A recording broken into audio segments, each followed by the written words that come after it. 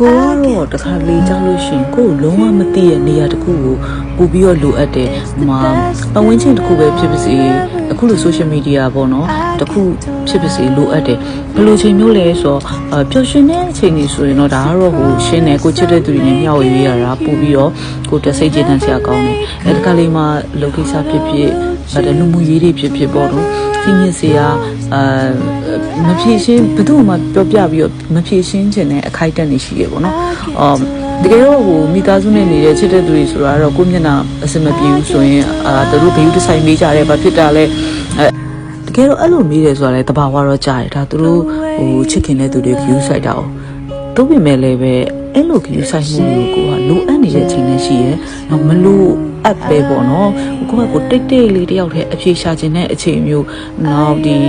အုံနောက်ကိုစိတ်လူရောပေါ့နော်ဒါကတော့ဟိုလုံးဝအေးစစ်စစ်နေချလိုက်ခြင်းနဲ့အချိန်ခါမျိုးရှိတယ်ဒါမျိုးတွေဆိုလို့ရှိရင်တော့ကိုဘယ်သူမှမသိတဲ့ကိုဆိုတာဘယ်သူဘာလို့မသိတဲ့နေရာလေးတစ်ခုကိုရမ်းကိုလိုအပ်တယ်တယောက်တည်းစိတ်ကြအေးစစ်စစ်အနားယူပြီးသွားတဲ့အချိန်ကြတော့မှဒါကိုလှုပ်ဆက်ရှိရတယ်ကိုပြန်ပြီးတော့အသက်ဆတာဒီကိုအတွက်တော့ energy တွေပို့ပြီးတော့ပြည့်တယ်လို့ခံစားရတယ်ဒါကြောင့်မို့လို့တယောက်တည်းနေဖို့အချိန်ဆိုတာလည်းလိုအပ်ပါတယ်